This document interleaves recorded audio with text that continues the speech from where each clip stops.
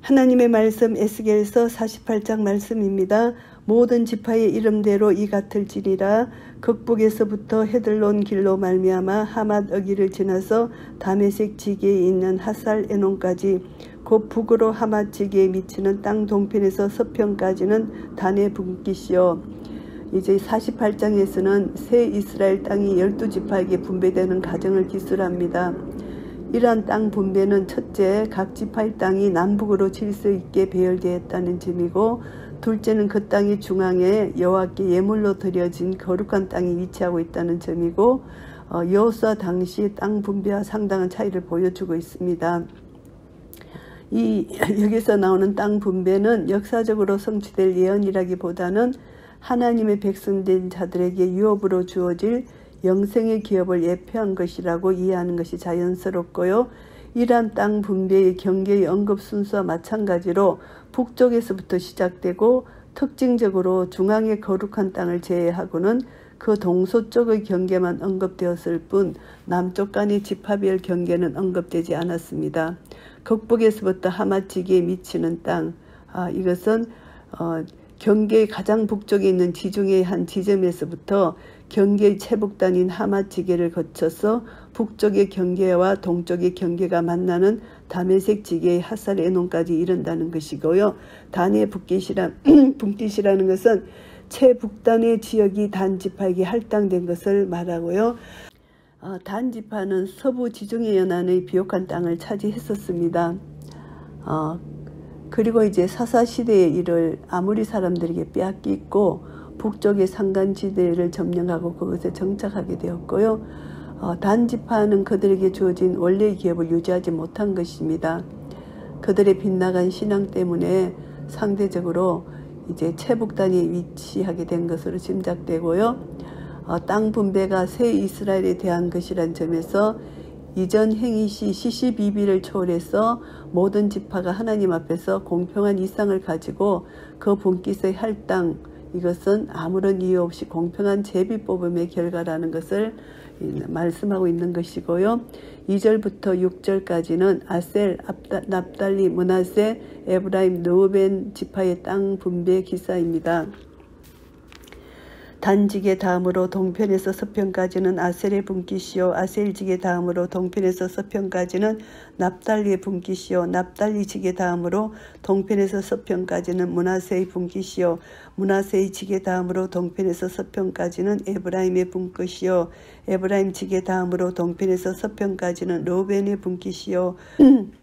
아셀, 납달리 지파는 이전 땅 분배에서 마찬가지로 북쪽 지역에 위치하게 되고요. 이전 땅 분배 과정에서 반 지파씩 나누어 요단 동편과 서편에 정착했던 므낫세 지파가 여기서 통합되어서 요단 서편의 땅을 그들의 분깃으로 받게 됩니다.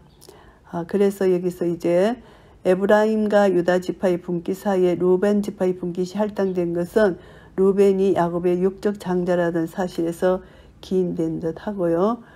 그리고 이제 7절에는 유다의 분깃입니다. 르우벤 지게 다음으로 동편에서 서편까지는 유다의 분깃이요.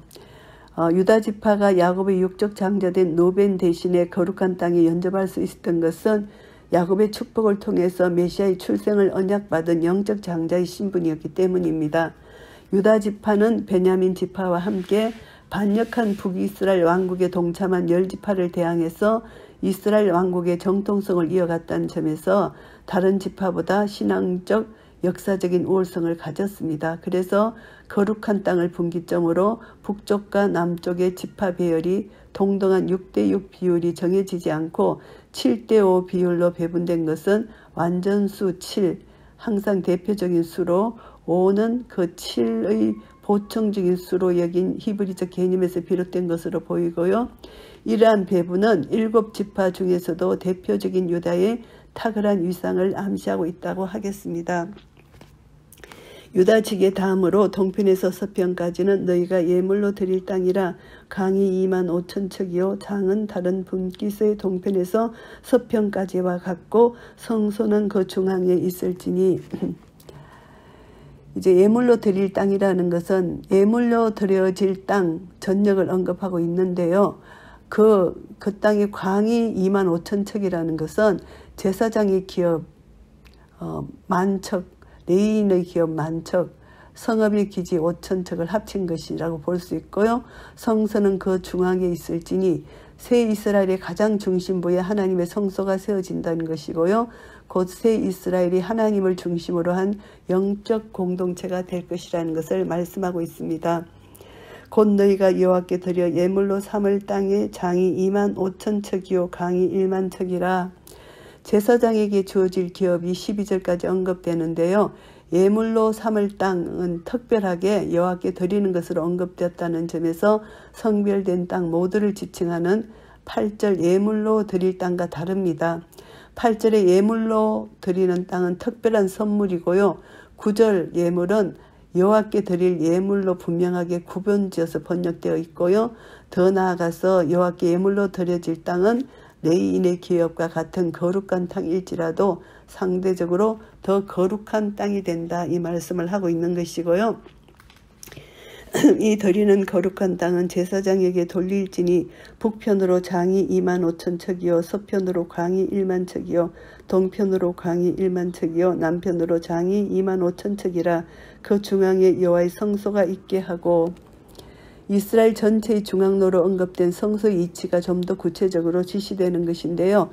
예물로 드려진 땅이 새 이스라엘의 중앙에 위치하고 제사장들의 기업은 그 땅 중에서도 또 다시 중앙에 위치했으며 끝으로 성소가 그 제사장의 기업의 중앙에 위치했다는 것은 결국 성소가 전 이스라엘의 중심부에 위치해서 그들의 영적 구심점이 된다는 것을 극명하게 강조하고 있는 말씀이고요. 이 땅으로 사독의 자손 중 거룩히 구별한 제사장에게 돌릴지어다. 그들은 직분을 지키고 이스라엘 족속이 그릇할 때에 레위 사람의 그릇한 것처럼 그릇하지 아니하였느니라. 사독 자손, 특별히 선택된 제사장에게만 그 기업이 할당되는 것처럼 번역되었는데요. 사독의 자손, 거룩히 구별한 제사장이라는 것을 동격으로 이렇게 언급하는데요. 사독의 자손 모두가 거룩한 제사장이라는 그런 의미에서 본다면은 그들 모두가 그 기업을 할당받게 된다는 것입니다. 이 온 땅 중에서 예물로 드리는 땅 곧 레위지파, 레위지계와 연합한 땅을 그들이 지극히 거룩한 것으로 여길지니라. 온 땅은 예물로 드려진 전 지역을 가리키는데요. 예물로 드리는 땅은 그 예물 중에서 특별하게 여호와께 드려진 제사장들의 기업을 가리키는 것이고요. 그들이 지극히 거룩한 것으로 여긴다는 것은 지극히 거룩한 것은 하나님의 거처가 되시는 성소를 지칭했던 말입니다. 그런데 제사장의 기업 전체에 대해서 서여진 것은 그들의 기업 중앙에 성소가 위치하게 있고 그들의 직무 또한 성소에 관련된 것이기 때문에 이렇게 표현한 것이고요. 제사장의 지계를 따라 레위 사람의 분깃을 주되 장이 25,000척이요 강이 10,000척으로 할지니 이 구역의 장이 25,000척이요 강이 각기 10,000척이라. 레위인의 기업이 제사장들의 기업과 바로 연접해 있습니다. 광이 각기 10,000척입니다. 그래서 구역의 장을 따라서 남북 간의 강이 모두 10,000척으로 일정하다는 의미이고요. 그들이 그 땅을 팔지도 못하며 바꾸지도 못하며 그 땅에 처음 익은 열매를 남에게 주지도 못하려니 이는 나 여호와에게 거룩히 구별한 것임이니라. 레위인들이 받은 기업의 소유 규정이 제시되는데요. 그 땅을 팔지도 바꾸지도 못한다고 말합니다. 그 땅에 처음 익은 열매는 거룩히 구별한 것이기 때문에 이스라엘 모든 백성들에게 있어서 그들의 첫 소산은 항상 하나님께 드려졌다는 점에서 이러한 보편적인 규정이 일반인들보다 특수한 위치에 있는 레위인들에게 제삼 언급된다는 것은 다소 모호한 점이 있지만 이것을 문자적으로 그 땅 첫 소산을 가리킨다기보다는 레위인의 기업에 대한 상징적 의미로 이해하는 것이 자연스럽고요. 첫 열매와 같은 성격의 이 기업은 결코 매매나 양도의 대상이 될 수 없다는 것입니다. 그래서 그 기업이 이스라엘의 첫 열매처럼 여호와의 소유가 되고 그에게 드려지는 거룩한 땅이기 때문이라는 것을 말씀하는 것이고요. 이 2만 5천 척 다음으로 광 5천 척은 속된 땅으로 하여 성읍을 세우며 거하는 곳과 들을 삼되 성이 그 중앙에 있게 할지니 이는 거룩한 땅으로 구별된 제사장과 레위인의 기업에 비교해서 속되다. 상대적인 속됨을 말하는 것입니다. 여기서 속된 땅, 그것은 상대적인 속된 것을 말하는 것이고요. 거하는 곳과 들을 삼되 이것은 일반적인 경작지나 목초지를 가리키는 것이고요. 그 척수는 북편도 4,500척이요 남편도 4,500척이요 동편도 4,500척이요 서편도 4,500척이요 그 성의 들은 북으로 250척이요 남으로 250척이요 동으로 250척이요 서어로 250척이며 결국 성의 척수는 그 정심부에서 사면으로 4,500척에 이르며 성을 둘러싼 들과 함께 모두 5,000척의 정방형 모양이 된다는 말씀입니다. 예물을 삼아 거룩히 구별할 땅과 연접하여 남아있는 땅의 장이 동으로 1만 척이요 서어로 1만 척이라 곧 예물을 삼아 거룩히 구별할 땅과 연접하였으며 그 땅에 솟아는 성읍에서 역사하는 자의 양식을 삼을지라 이스라엘 모든 지파 중에 그 성읍에서 역사하시는 자는 그 땅을 기경할지니라. 여기서 남아있는 땅은 곧 성과 성의 들을 제외한 성읍을 가리킵니다. 2만 5천 척 되는 총 장의 길이에서 성과 성의 들의 장의 길이인 5천 척을 제외하면은 그 성을 중심으로 동서편에 각각 장 1만 척의 성읍이 남게 된다는 것이고요. 성읍에서 역사하는 자 이것은 이제 그 성읍이 이스라엘 공동의 소유라는 점에서 12지파에서 선발된 사람들이 성읍을 건축하고 인근에 있는 성전 봉사자들을 위해서 그 땅을 경작한다는 것을 가리키는 말씀입니다.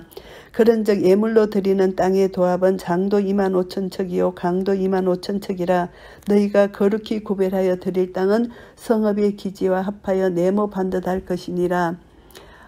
여기서 이제 거룩히 구별하여 드릴 땅은 네모 반듯하다는 것은 거룩히 구별하여 드릴 땅은 제사장과 레위인의 기업으로서 이들 지역이 성읍까지를 합해서 사방이 2만 5천 척인 정방형 모양이 된다는 의미이고요. 거룩히 구별할 땅과 성읍의 기지 좌우편에 남은 땅은 왕에게 돌릴지니 곧 거룩히 구별할 땅에 동량한 그 지게 앞 2만 5천 척과 서양한 그 지게 앞 2만 5천 척이라 다른 분깃들과 연접한 땅이니 이것을 왕에게 돌릴 것이며 거룩히 구별할 땅과 전의 성소가 그 중간에 있으리라. 예물로 드려질 땅의 좌우편 동서편이 왕에게 할당된 기업이 된다는 것을 말씀하고요. 기업의 강은 2만 5천 척이라는 것을 말씀합니다. 그런즉 왕에게 돌려 그에게 속할 땅은 레위 사람의 기업 좌우편과 성읍의 기지 좌우편이며 유다 지경과 베냐민 지경 사이에 있을지니라. 예물로 드려질 땅의 중앙에 위치한 제사장의 기업을 생략한 채 그 기업의 북쪽과 남쪽에 있는 레위인의 기업과 성읍의 기지만을 언급한 것입니다. 이미 21절에서 거룩히 구별할 땅과 전의 성소가 그 중앙에 있으리라는 것을 말씀해 주셨고요. 그 말씀을 통해서 왕의 기업과 제사장의 기업 사이에 지리적 관계를 언급하였기 때문으로 봅니다. 유다 지경 이것은 동서쪽 위치와 함께 부가적으로 북쪽과 남쪽 경계에 위치한 기업의 위치를 여기서 말씀하는 것이고요. 23절에서 27절 말씀입니다. 그 나머지 모든 지파는 동편에서 서편까지는 베냐민의 분깃이요 베냐민의 지게 다음으로 동편에서 서편까지는 시몬의 분깃이요 시몬의 지게 다음으로 동편에서 서편까지는 이사갈의 분깃이요 이사갈 지게 다음으로 동편에서 서편까지는 스불론의 분깃이요 스불론 지게 다음으로 동편에서 서편까지는 갓의 분깃이요. 여기서 나머지 모든 지파 북쪽의 분깃을 받은 7지파를 제외한 5지파입니다. 베냐민, 시몬, 이사갈, 스불론, 갓 지파를 여기서 가리키는 것이고요. 그리고 이제 갓 지게 다음으로 남편 지게는 다말에서부터 머리바 가데스 물에 이르고 애굽 시내를 따라 대해에 일어나니 이제 이것은 너희가 제비 뽑아 이스라엘 지파에게 나누어 주어 기업이 되게 할 땅이요 또 이것들은 그들의 분깃이니라 주 여호와의 말이니라. 이제 지파별 땅 분배를 결론 짓는 부분입니다. 제비 뽑는다. 이스라엘 이전 약속의 땅 가나안 분배 때 하나님께서는 모세로 하여금 공평한 제비 뽑기를 시도하여서 각 지파에게 만족할 만한 기업을 허락하셨습니다. 마찬가지로 새로운 이스라엘 공동체에 있을 기업의 분배 역시 하나님의 의로우신 방법에 의해서 공평하게 결정되는 것이고요. 여기서 공평은 하나님의 기준에서 공평한 것이라는 것이죠. 단과 갓 지파의 최북 남단 이치와 유다 베냐민 지파의 성소 부근 이치 등은 단순한 절대적 공평에 의한 우연 발생적으로 결정된 것이 아니고 하나님의 기준에서 판단하시는 공평의 결과로서 하나님의 뜻을 따라 이루어진 것이라는 것을 알게 되고요. 이 성읍의 출입구는 이러하니라. 북편의 광이 4,500척이라. 성읍 기지의 중앙에 위치한 성의 출입문을 언급합니다. 이 출입문들은 성의 사면에 각각 3개씩 모두 12개가 있게 되는데요. 각각의 출입문에는 이스라엘 12지파의 이름이 명명되어 있습니다. 12대문의 12지파의 이름을 명명한 새하늘과 새 땅의 새 예루살렘 한상 기사가 계시록 21장 12절에 나오잖아요. 그 말씀과 연관된 것이고요. 그래서 새 성전의 성읍 역시 궁극적으로 하나님에 의해서 성취될 온전한 하나님의 도성이라는 것을 알 수가 있습니다. 31절에서 34절 말씀입니다. 그 성읍의 문들은 이스라엘 지파들의 이름을 따를 것인데 북으로 문이 셋이라. 하나는 르벤 문이요 하나는 유다 문이요 하나는 네이 문이며 동편의 광이 4,500척이니 또한 문이 셋이라. 하나는 요셉 문이요 하나는 베냐민 문이요 하나는 단 문이며 남편의 광이 4,500척이니 또한 문이 셋이라. 하나는 시몬 문이요 하나는 이사갈 문이요 하나는 스불론 문이며 서편도 4,500척이니 또한 문이 셋이라. 하나는 간 문이요 하나는 아셀 문이요 하나는 납달리 문이며 결국은 에스겔이 어떠한 의도로 각 지파별 출입문의 명칭을 배정했는지는 알 수 없지만 북쪽부터 시작된 출입문의 지파별 명칭 순서를 땅 분배하는 다르게 장자에 대한 족장, 야곱의 축복이란 이스라엘 전례적인 간섭과 나이순 그리고 여호와께 대한 봉사의 직무술에 따른 것으로 이해할 수가 있습니다. 성소를 향하고 있는 북쪽에는 레아의 아들 장자 르벤 영적 아들인 동시에 왕의 가계인 다윗의 선조 유다 제사장의 가계인 레위 지파가 언급되어 있고요. 그리고 동양한 문에는 라헬의 두 아들 요셉 베냐민 나이순에 따라 나타나고요. 또 여종 비라의 장자 단이 언급되어 있습니다. 또 남쪽 문은 레아의 소생이 시몬 이사갈 스불룬이라는 이름이 나이순으로 언급되어 있고요. 서쪽의 문은 모두 첩의 소생 실바의 아들 갓 아셀 또 납달리 이름이 이렇게 지정되어 있습니다.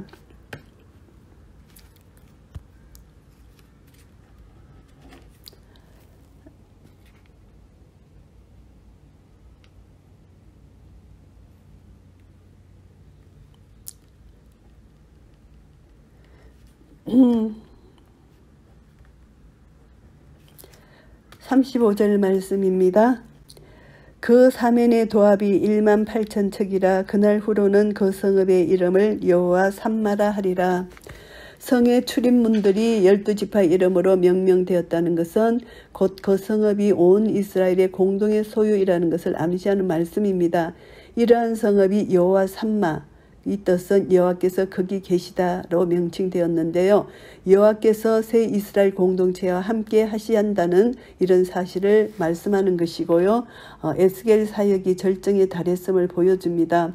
그날 후로는 그날은 하나님의 모든 구원 사역이 완성되는 이스라엘의 온전한 회복의 날인 동시에 이 에스겔서에 기록된 모든 예언과 규정과 지침들이 완전하게 성취되는 때를 가리키는 것입니다. 그 성읍의 이름을 여호와 삼마라 하리라. 여호와께서 거기에 계시다는 뜻의 여호와 삼마라는 단어로 종결합니다. 에스겔 선지자의 전사역을 함축하는 이 에스겔서의 총괄적인 주제라고 말할 수 있습니다. 에스겔 선지자가 환상 중에 목격한 여호와의 영광이 떠났고 또 그 영광이 다시 돌아오고 궁극적으로 하나님께서 그 새 성전에 거하시면서 다시는 하나님의 백성을 떠나지 아니하신다는 약속으로 기결하는 것입니다. 결과적으로 보면은 모든 사역이 여호와 삼마로 종결되는 것입니다. 그래서 여호와 삼마, 여호와께서 거기 계시다는 것이죠. 함께 계신다는 것입니다. 삼마는 원어상 저기에 거기에라는 뜻을 모두 함축하고 있다고 합니다. 그래서 여호와의 처소가 이 성읍이 아니고 그 지역과 은밀하게 구분되는 성전이라는 점에서 이를 저기에로 해석한다고 볼 수가 있고요. 이 성읍이 12지파 전 이스라엘의 공동 소유라는 점에서 단순하게 여호와의 처소를 지칭하는 말이라기보다는 새 이스라엘과 그 백성들에 대한 하나님의 영원한 임재라는 보다 포괄적이고 궁극적인 의미로 쓰여진 것으로 보아야 할 것이고 거기에라는 해석이 더 적절하다고 볼 수가 있습니다. 에스겔서 48장을 정리하겠습니다. 1절부터 7절까지는 7지파들의 땅 분배에 대한 말씀입니다. 지파들의 이름을 거명하면서 구체적인 땅 분배가 이루어지는 과정을 묘사하고 있는데요. 이러한 땅의 분배는 역사적으로 성취된다기보다는 영생의 기업에 참여한다는 사실에 대한 예표이고요. 성도는 마지막 날에 천국의 유업을 상속받아서 영원한 복락을 누리게 되는 것입니다. 그래서 땅 분배는 전통적인 지파의 땅 분배를 묘사하고 있는 본단락의 중심적인 교훈은 땅의 위치는 차스를 두었으나 땅의 규모는 평등하다는 사실입니다. 1절부터 7절까지 동일한 양식으로 땅 분배를 묘사하고 있는데요. 그 중에 반복적으로 사용되는 것은 동편에서 서편까지라는 이런 표현입니다. 이것은 하나님이 땅을 분배함에 있어서 매우 공평하다는 사실을 알려주는 것인데요. 그 어느 누구도 땅의 크기를 제한하거나 초과할 수 없다는 것을 말씀하는 것이고요. 이렇게 공평한 분배는 하나님의 공동체 안에서는 차별이 있을 수 없다는 것을 가르쳐주는 말씀입니다. 8절부터 22절까지는 거룩한 땅의 분배입니다.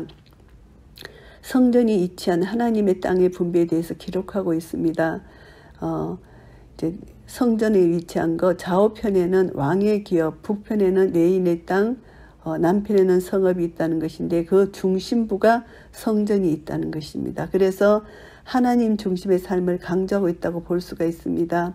사독 제사장들에게 주어지는 거룩한 땅에 대해서 서술하고 레인의 땅을 밝히고 있고 성읍의 규모를 소개하고 있고 왕의 땅을 소개하는 그런 부분으로 나눌 수가 있습니다. 그래서 그 중앙에는 성전이 있다 이것을 말씀하는 것이고요. 제사장의 땅 분배 기준을 보면은 하나님의 거룩한 땅의 구분에서 제사장이 최초로 언급되고 있습니다. 하나님 성전에서 차지하는 비중이 가장 크기 때문이라고 볼 수가 있고요. 사독 가문의 제사장들에게만 땅의 소유를 허락했는데 그 이유는 그들이 자신들의 직분을 잘 감당했기 때문이라고 말씀하고 있습니다. 하나님의 땅에 대한 분배의 기준이 지나온 이스라엘의 역사 가운데 지켜온 각 지파들의 신앙적 행위함을 보여주는 것이고요. 하나님은 선악간에 공정하게 심판하시는 분이시라는 것을 알게 됩니다. 레위 땅의 권리 제한입니다. 제사장의 땅과는 달리 레위인의 땅에서는 엄격한 제한이 뒤따르고 있습니다. 레위인들은 자신들의 땅과 그 땅에서 나는 열매에 대한 권리 주장을 할 수 없게 되어 있습니다. 이러한 권리 제한은 레위인들이 그 땅에서 살지만 땅의 소유자는 오직 하나님이심을 강조해 주는 것이고요. 모든 성도는 자신의 모든 소유가 오직 하나님으로부터 이임받은 것임을 깨닫고 성실한 청지기 직분을 감당해야 된다는 것을 알게 되고요. 성읍의 땅의 역할입니다. 성읍의 땅의 중심적인 역할은 백성들이 삶을 유지하려는 공간으로 사용되는 것인데요. 이 땅이 하나님께 드려지는 거룩한 땅이지만 동시에 백성들의 일반적인 삶을 가능케 하는 생활의 터전이기도 합니다. 그래서 하나님께서 영과 육을 포함하는 전인격에 관심을 가지고 있다고 생각할 수가 있습니다. 23절에서 35절까지는 5지파의 땅 분배와 성읍의 출입구에 대해서 말씀합니다. 5지파의 땅 분배에 대해서 기록하는 전반부 23절에서 29절 말씀입니다. 그리고 또 이제 성읍의 출입구에 대해서 말씀하는데요. 마지막 부분인 성읍 출입구에 대한 문의 묘사에서는 12지파의 이름이 다시 한번 언급되고 있는데요. 이것은 12지파가 하나님의 공동체의 대표가 된다는 것을 부각시키는 것입니다. 하나님의 구속 역사의 절정은 하나님의 공동체를 완전히 회복시키는 것인데요. 바벨론 포로 가운데 있었던 이스라엘 백성들에게 에스겔의 환상은 조만간 포로 생활을 마치고 가나안 땅으로 귀환하게 되리라는 희망을 주었습니다. 이런 관점에서 하나님의 구원 역사는 1차적으로 성전의 재건과 성읍의 회복을 의미하고요. 궁극적으로는 하나님의 구속 역사의 최종적인 완성을 가리키는 것입니다. 요한계시록에서 새 예루살렘 성과 새 땅의 강림으로 묘사되는데요. 하나님은 종말의 하나님 나라를 완성시키고 모든 성도들을 온전한 형태로 변화시킬 것이라는 것을 알게 되고요. 하나님의 구속 역사의 최종적 관심은 백성들 가운데 영원히 임재하시는 것입니다. 그래서 이제 여호와 삼마라는 표현이 나옵니다. 이 에스겔 전체의 최종적 결론입니다. 성전 재건과 땅의 분배의 최종적 목적이기도 합니다. 구속 역사의 최종적인 목표는 하나님이 백성들 가운데 영원히 거하시고 충만하고 생명력 넘치는 교제를 나누시는 것이고요. 이런 것으로 볼 때 성전이 있는 것으로 만족하는 이스라엘 백성들의 그릇된 신앙관을 교정시키시고 보다 적극적으로는 하나님께 예배하도록 하시는 것이고요. 하나님은 마지막 날에 온전히 자신을 계시하시고 자기 백성들과 완벽한 친교를 하기를 원하시고 그 친교를 통해서 하나님의 백성들로 하여금 영원한 복락을 누리게 하신다는 것을 알게 됩니다. 에스겔서 48장을 통해서 어떤 교훈을 받나 하면은 이 세상에서의 삶은 마땅히 하나님 앞에 우리는 다 계산을 하게 된다는 것입니다. 그래서 이제 하나님 앞에 서는 날 우리는 착하고 충성된 종아 잘했다 칭찬받는 자들이 되어야 되잖아요. 그래서 성도들은 항상 하나님을 기뻐하고 즐거워해야 된다는 것을 알게 됩니다. 내 삶, 평안 행복이 아니고 하나님의 임재로 말미암아 기쁨과 평안을 누리는 하나님 나라를 누리는 삶, 그리고 하나님 뜻에 합한 삶을 사는 것이 얼마나 중요한지 모릅니다. 그래서 하나님의 구속 역사를 우리가 알아야 됩니다.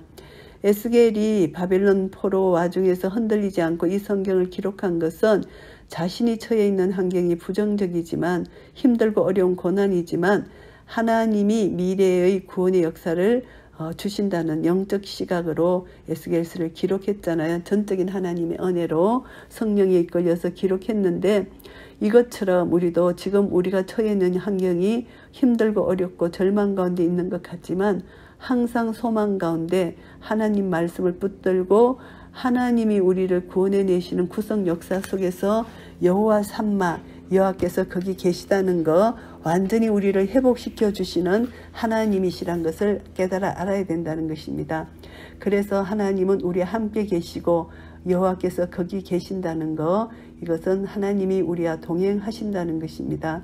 하나님은 우리가 힘들고 어렵고 포로된 가운데서도 우리가 사탄의 포로 종이 되었을 때도 우리 함께 계셔서 우리를 해방시켜 주시고 자유를 주시기를 원하시는 분이 하나님이시라는 것을 알게 됩니다. 그래서 결국은 세상에서 환난과 핍박을 당하지만 끝까지 예수 그리스도를 붙드는 자에게는 전국적인 승리를 주신다는 것입니다. 그래서 우리는 여호와께서 우리에게 여호와 삼마로 우리에게 함께 하신다는 거, 임마누엘로 함께 하신다는 거, 이것을 우리가 깨달아 알게 될 때 예수님이 십자가에 이기신 이김이 우리의 것임을 우리가 선포하며 믿음으로 나가야 된다는 것을 알게 됩니다. 여호와 삼마 하나님께서 새하늘과 새 땅에 계시고 지금 이 땅에 나와 함께 계시고 임마누엘로 내 안에 계시고 그래서 우리는 종말에 완성될 하나님 나라 우리는 이미 받았습니다. 그래서 우리는 이미 하나님 나라를 받았고 하나님 나라를 누리고 있습니다.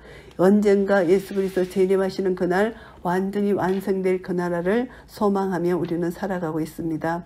우리가 한 걸음 한 걸음 살아갈 때 하나님께서 이스라엘 포로된 자들에게 에스겔 선지자를 통하여 소망을 주신 하나님의 사랑, 하나님의 국률을 다시 한번 생각하면서 이 땅에 살아가는 우리에게 하나님은 소망을 주시고 임마누엘 하나님인 것을 알게 하시고 여호와 삼마 여호와께서 거기 계시다는 것을 알게 하시는 하나님의 사랑, 우리는 조금도 의심치 말고 흔들리지 말고 끝까지 믿음으로 이 땅에서 어떤 상황 형편에 처할지라도 끝까지 믿음으로 나아갈 때 우리가 하나님을 믿는 믿음 안에서 날마다 믿음으로 하나님을 기쁘시게 해드리며 인자가 올 때 믿음을 보겠느냐 하신 그 말씀 따라 믿음으로 우리는 살아야 되고 오직 의인은 믿음으로 말미암아 살리라 하신 말씀처럼 이 땅에 우리가 믿음이 없이는 살아갈 수가 없다는 것입니다.